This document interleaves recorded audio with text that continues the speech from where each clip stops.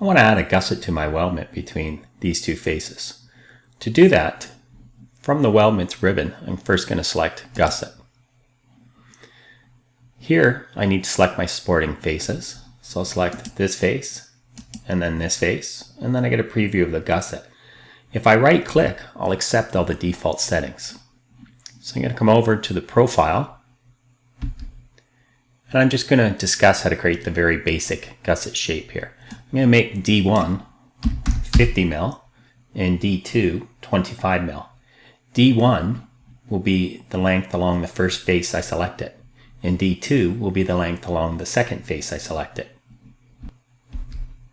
Next, if I want to add a chamfer, here as seen, I can turn that on. In this case, I'm not going to add the chamfer, so I'll shut it off. And this allows me to set up how the gusset's created. So right here, it's going to be its thickness, which currently is 5 mil, 2.5 mil on each side of the center of this tubing. I could offset it to one side or the other. I'm going to leave it on center, and I'm going to set my thickness to 12.5 mil.